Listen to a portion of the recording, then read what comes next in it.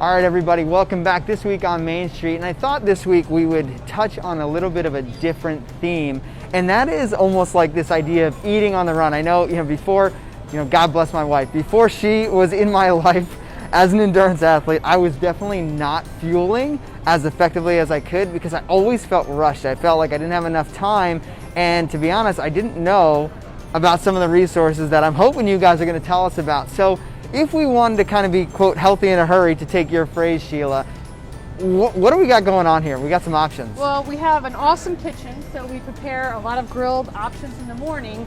So what I like is if you don't have the time or you don't want to heat up your kitchen, well, this time of year you probably want to heat up your kitchen, but we have awesome, salmon, we have roasted vegetables, we have your lovely Brussels sprouts, and then we have our grilled asparagus. So there's so many quick and easy options. It's super healthy. They actually grill it off in the morning. Oh, and the potatoes, the little potatoes. Again, we have wonderful recipe cards. We have recipe handouts. You can make vegetarian flatbreads. We have so many resources. But also on your phone, there's also the ShopRite app, which is really easy because you can just pull it up on your phone and you can go right to the recipe center. You can find a quick and easy recipe based on what your needs are, and then the recipe populates and it gives you the ingredients, and then those ingredients go right into your shopping cart, and you can pick it up from ShopRite from home. You don't even have to come into the store. That's awesome. That's eating on the run. That's it. So you got this app.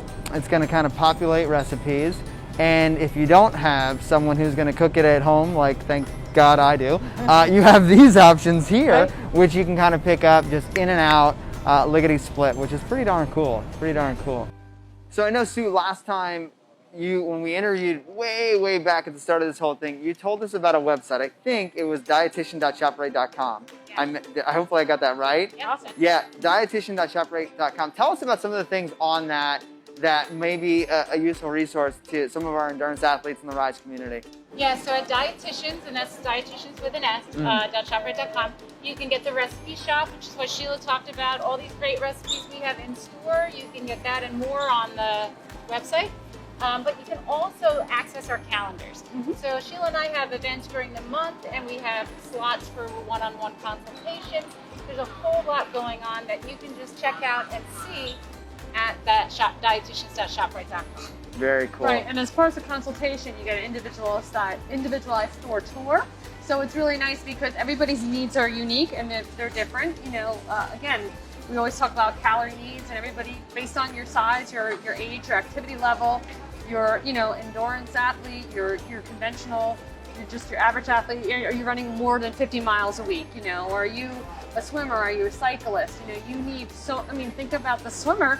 The swimmers that are in the Olympics, they're consuming 8,000 calories. Unbelievable. So you really have to think about what is your level and what do you need to speak to. That makes total sense. And I know that in a future episode we're going to talk a little bit about what you want to consume pre and post competition. But I thought, with this kind of like eating or fueling on the run concept, we could dig a little bit into hydration. I know it's something we kind of talked about briefly before. And I know that, I've been people have advised me that hydration is not something you just want to like rush into your life. It's got to be something regular. Talk to us a little bit about maybe some hydration strategies or why it's so important. Like, what are some things that we should be kind of thinking about with our hydration, especially for people that are literally on the run, but also trying to squeeze all this training into an otherwise probably busy life? Yeah, that's a good question. I mean, hydration is so important. Water is part of every reaction in the body, so you want to be adequately hydrated. You can't just drink right before you're going to run and expect that to undo days of dehydration or inadequate hydration in the preceding days. So making sure you drink enough during the day, every day, as part of a good, healthy training program is super important. So we want to hydrate well, not the day of the race, but as well. The minute you wake up in the morning. But the day before and the day before the day before and every day. Some kind of key strategies folks can use is calculating what your sweat rate is, so just weighing yourself before your workout, weighing yourself again afterward, and then the amount of weight that you've lost is the amount of water that you've lost. That's not body mass, it's body water. Sure. You want to replace that water with with water. Sure. Mostly. If it's a lot of weight, they average salt loss in sweat varies from person to person. Okay. A well-trained athlete's going to probably sweat less and maybe lose less salt as well. But on average, we lose about a gram of salt for about 2 pounds of weight loss. So you want to replace not just your water, but you want to replace that sodium too.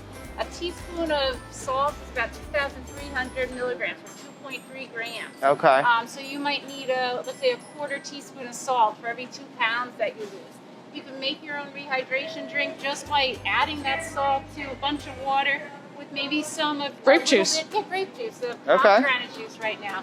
Because you're also obviously working out, you need to replace the carbohydrate too.